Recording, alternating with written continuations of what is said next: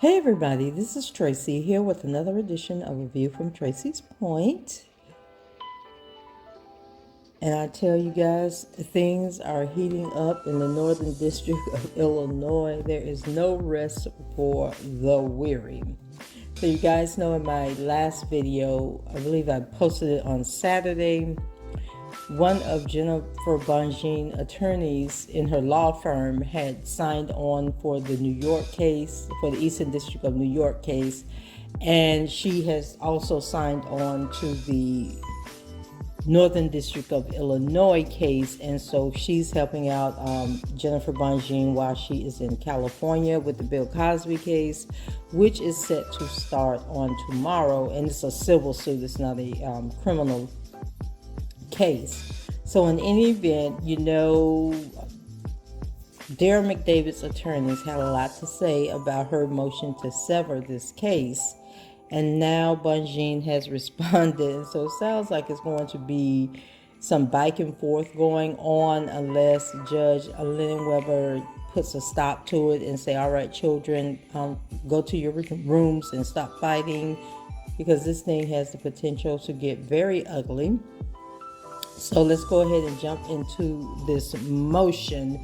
And for those of you who are new to this channel, you know, new tuning in to videos about this case, singer R. Kelly has a case coming up in the Northern District of Illinois. And he has two co-defendants in this case. So in the Eastern District of New York, it was just him. But in Illinois, he has two co-defendants by the name of Derrel McDavid and Milton Brown. And these were two people that worked for him. And Derrel McDavid was his, I want to say was his accountant / manager maybe. I can't remember. It's early. Just so you guys know, this came through yesterday. And I didn't feel like reading it. I was doing something else. And so I got up early to do this video. So, correct me if I'm wrong. But in any event, Jennifer Bonjean wants to sever.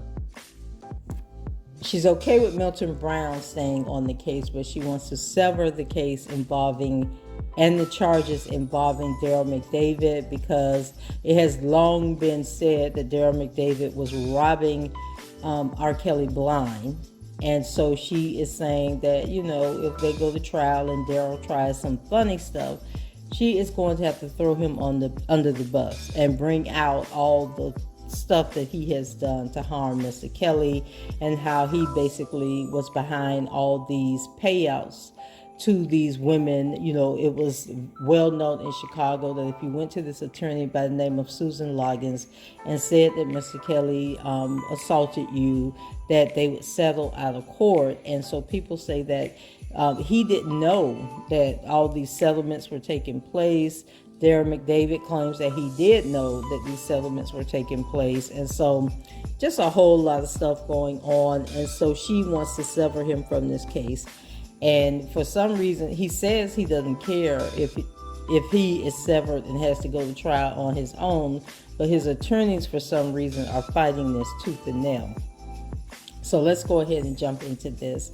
It says, defendant Kelly's reply to McDavid's response to Kelly's motion for severance. Now comes defendant Robert S. Kelly by and through his counsel Jennifer Bonjean and Ashley Cohen of the Bonjean Law Group, PLLC, and files this reply to co-defendant McDavid's response to Kelly's motion for severance. 1. Although McDavid takes no position on severance, he found it necessary to file an emotional 13-page response to Kelly's motion to sever, seemingly for no other purpose than to protect the legacy of Ed Jensen and feign incredulity that at Kelly's legitimate concern about Mr. Glassman's potential conflict and its implications on a joint trial. So the Mr. Glassman that they are referring to is one of the attorneys on Derrel McDavid's case, who also worked for Ed Jensen between 2012 and 2018. And Ed Jensen is the lead attorney from R. Kelly's 2008 case. So 2, McDavid's filing does not warrant much of a response, but several points must be made considering the histrionics. 3, first, McDavid accuses Kelly of advancing falsehoods for the purpose of circumventing the court's denial of Kelly's motion for a continuance. McDavid can point to exactly 0 falsehoods in Kelly's motion. McDavid's counsel is entitled to have a different take on the record, but it does not follow that his self-serving views are true. 4, moreover, Kelly has not renewed his motion for a continuance. Kelly accepts the court ruling even if he disagrees with it. Presumably, McDavid understands that this court can grant severance by conducting a simultaneous severed trial, which would not require a continuance. Continuance or no continuance, undersigned counsel is going to protect Kelly's interest in a fair trial because her loyalties are with him, not deceased criminal defense lawyers, no matter how legendary. So when she talks about deceased criminal defense lawyers, she is referring to Ed Jensen, who passed away in when did he pass away, guys?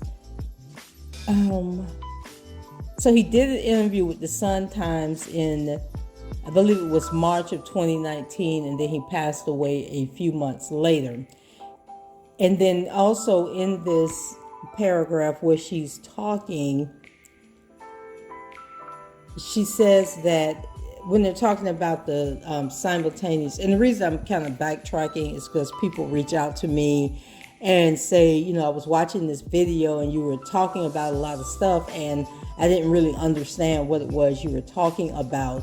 And so Jennifer Bonjean had asked for a continuance in the Northern District of Illinois case that is set to start on August 1st because she has to get caught up. She's working on the appeal or the post-trial motions in the Eastern District of New York case where Mr. Kelly was found guilty. She's working on the Cosby civil suit, plus she has to get up to speed on the Northern District of Illinois case. So she had asked for a continuance to November 1st. And the judge denied the continuance because Derrel McDavid is saying that he is tired of this, his life being put on hold because of this case. He wants to go to trial. He wants to get this over with. And Jennifer Bonjean pointed out that, her and the attorney for Milton Brown have been in communication working on a strategy, but Derrel McDavid doesn't want to reveal what his strategy is. And although Derrel McDavid is claiming that he is not going to be hostile towards Mr. Kelly, Jennifer Bonjean is like, why would I believe that when, all these things that you've done to this man since you started working for him in the 90s, why would I believe that you wouldn't try to throw him under the bus? How do I know that you're not going to become a witness for the government against Mr. Kelly? She's like, no, I need you off this case because I don't trust you. And so when they talk about continuance, that is, the judge denied the continuance to November 1st. He says that the trial is going to start August 1st. And so Derrel McDavid is alleging that she wants to sever him from the case to kind of force the judge into giving her this continuance that he's already said he's not going to give. So then she goes on to number 5. It says, second, McDavid's claim that Kelly's motion to sever is pretextual to circumvent a continuance is meritless. 6, McDavid's counsel, LaDamien Bryson, seems to have forgotten about the 2 conversations he had with undersigned counsel about the issue of severance before Kelly filed a motion for continuance. During those conversations, Mr. Glusman adamantly refused to discuss McDavid's defense, expecting undersigned counsel to quote-unquote take his word that McDavid's defense would not be antagonistic to Kelly. Undersigned counsel questioned how non-adversarial defenses would be possible, but Mr. Glusman declined to elaborate. 7. McDavid's counsel has no obligation to share his defense theory with undersigned counsel, but undersigned also has no obligation to blindly accept a promise of harmony when the evidence suggests the strong possibility that either or both defendants would be prejudiced by a joint trial.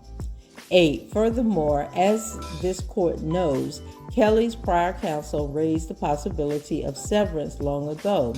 Undersigned counsel also had conversations with counsel for co-defendant Brown about the need for severance before Kelly filed a motion for a continuance.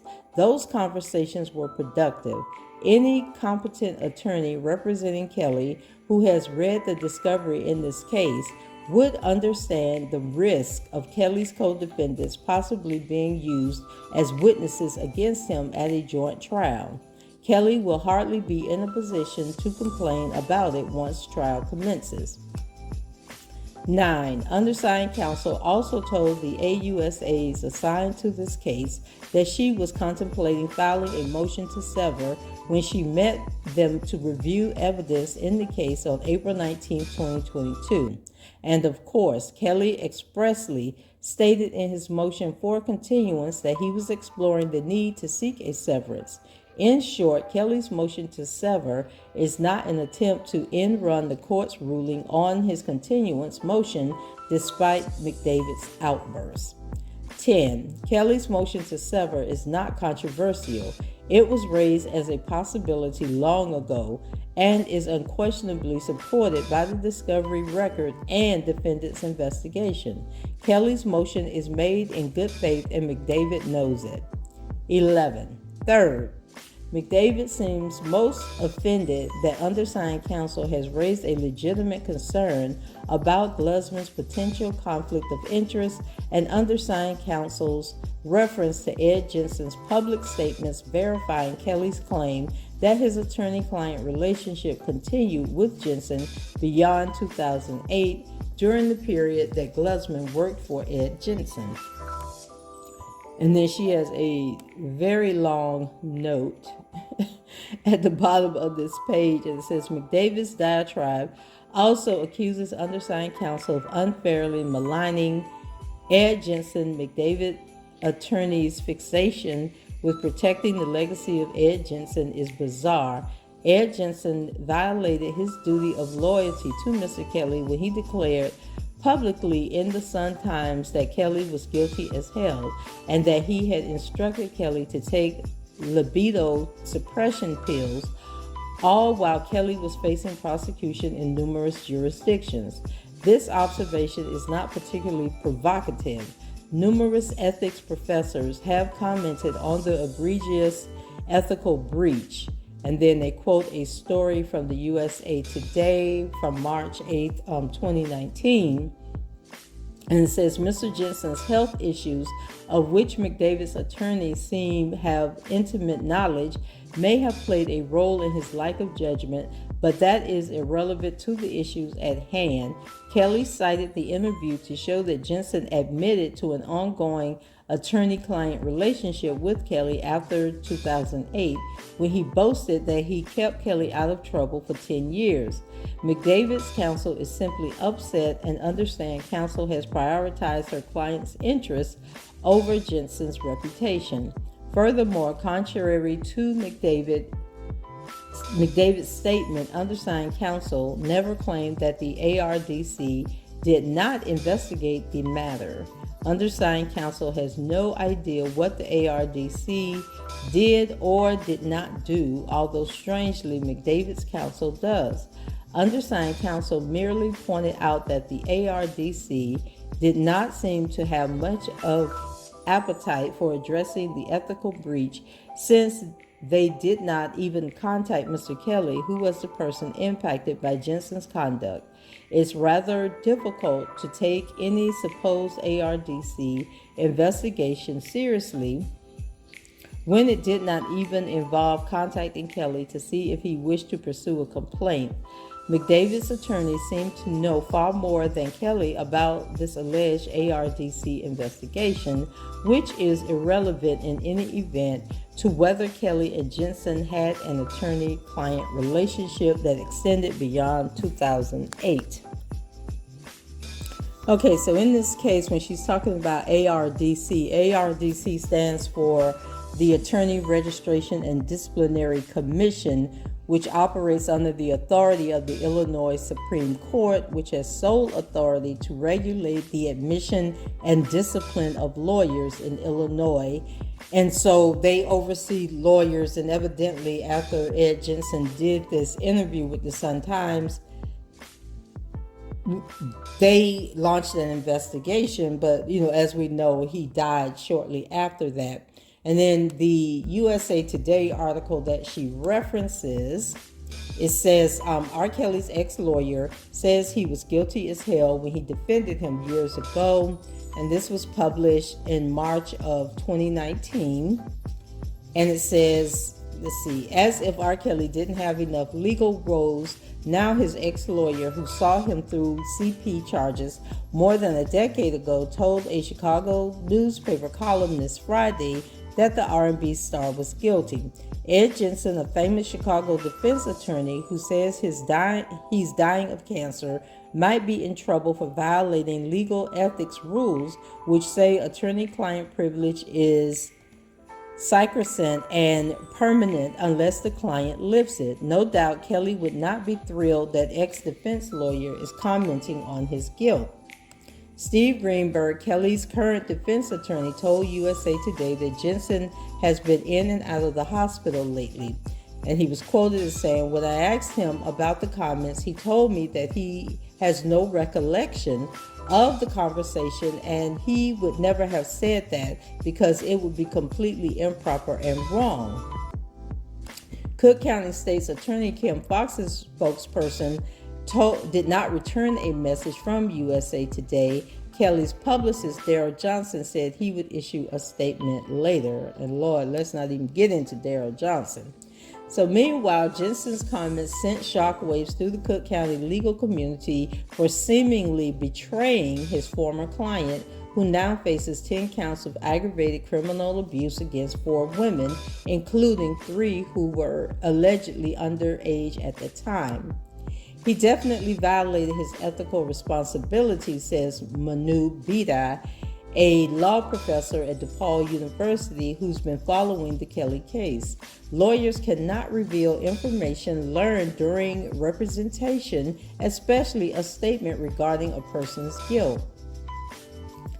It was extraordinarily inappropriate. Clearly, Jensen violated his professional duties to his client, and the fact that Kelly is no longer his client is completely immaterial and irrelevant, as criminal defense attorney Andrew Stoltman. It's a huge breach, an electrifying turn of events. Jensen represented Kelly at least twice, when he was tried on CP in Cook County in 2008 and was acquitted, and when he was arrested on similar charges in 2003 in Polk County, Florida, after investigators said they found 12 photographs of a nude person at his rental home, charges that were eventually dropped.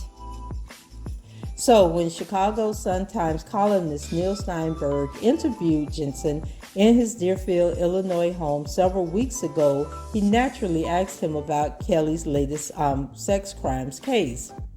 Any insights into Kelly the man? Guilty as hell, Steinberg asked. He was guilty as hell, Jensen replied. I don't think he's done anything inappropriate for years. I'll tell you a secret. I had him go to a doctor to get shots, libido killing shots. That's why he didn't get arrested for anything else. Steinberg held off on sharing the story because he didn't want to affect potential jurors. But after seeing Kelly's ranting, crying, screaming interview with Gayle King, That seems no longer a concern, the reporter exclaimed. Although such a declaration is potentially grounds for disbarment, Jensen had no concerns given that he's dying of bile duct cancer. I can say whatever I want, but we've got to do it fast, he told Steinberg. It would be nice to get it down so somebody knows besides me. Now everybody who reads the Sun-Times knows about it. The Sun-Times is a tabloid popular in working-class white, African-American, and Hispanic communities that will be the likely jury pool. So it's likely at least some of them will have read this, Stolman said. The defense could use this as an example of the negative coverage against Kelly that makes it impossible to get a fair trial. Bedai said the issue is less urgent given that Kelly is already famous, so potential jurors will likely already have opinions about him. The key will be the judge and attorneys questioning them during the voir dire process to make sure they will keep an open mind, Bedai said.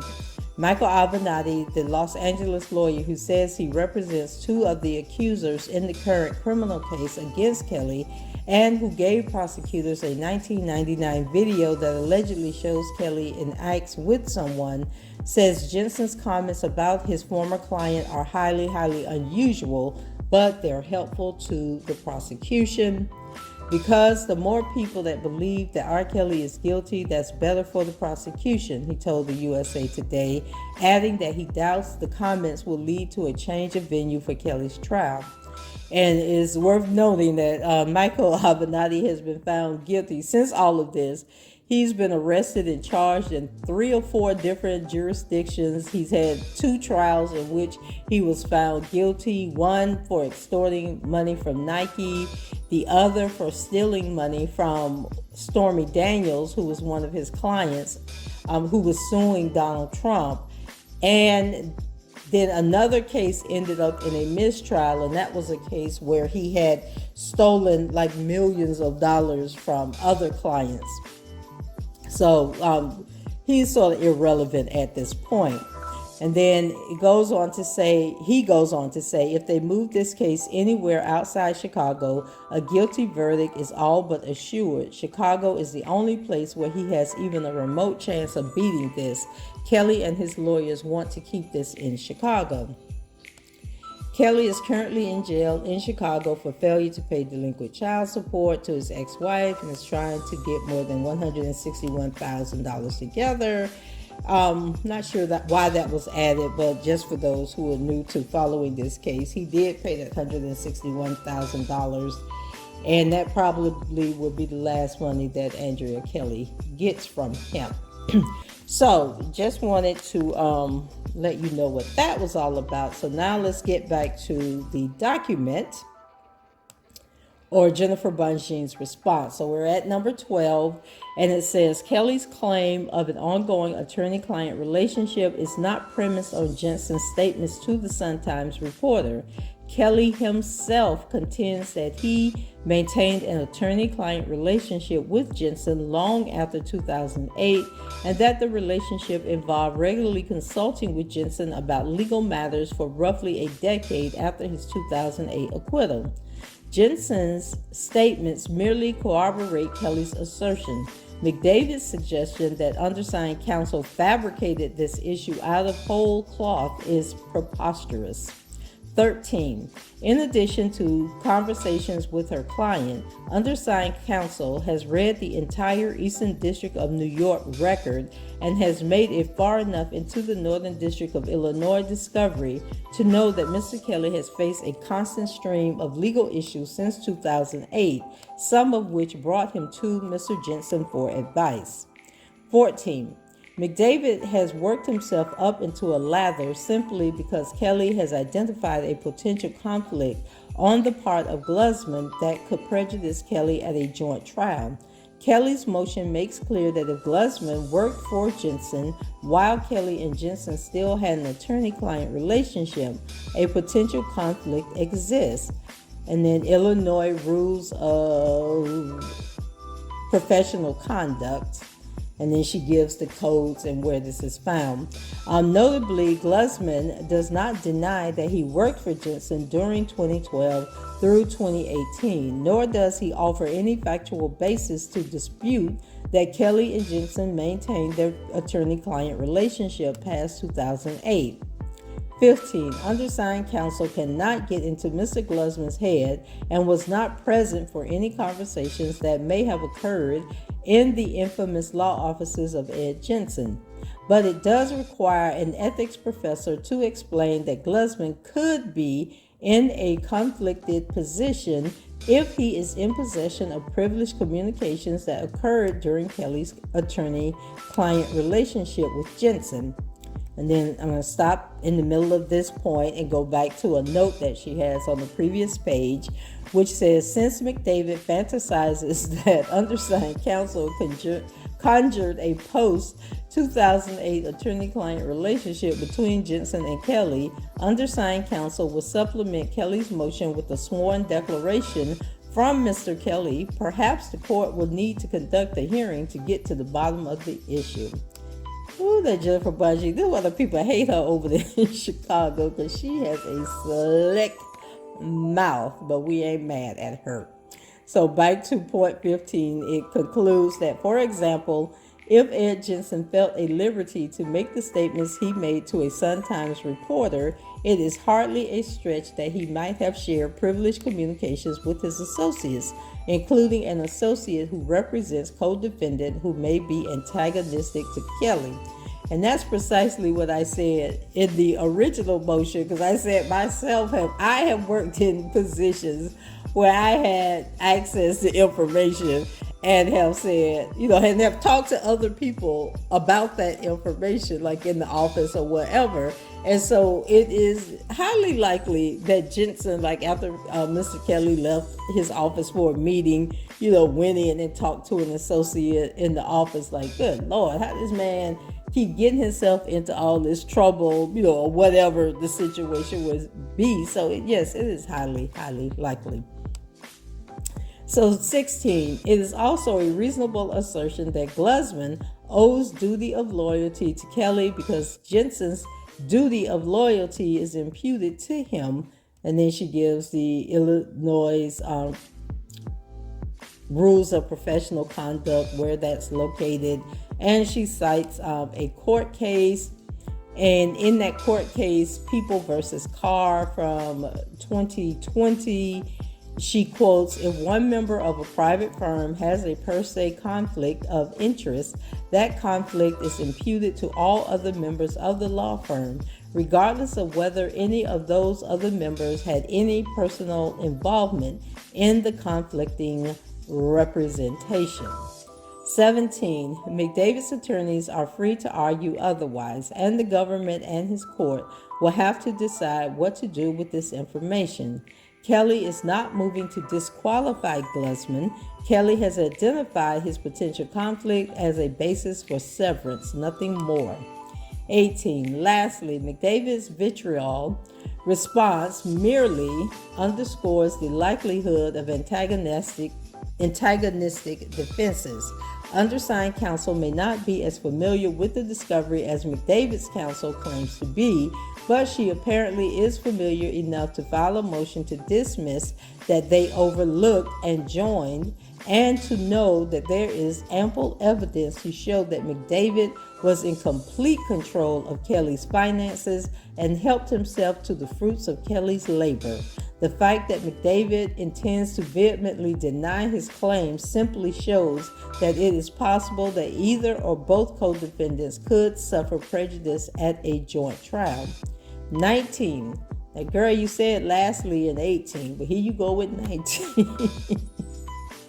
Jennifer Bonjean started at this motion saying that she really didn't have time to respond to this, right? But I guess she did have a little more time that she was able to find to write this motion. But anyway, so 19, the government presumably has something to say about this, and the court will rule on the motion.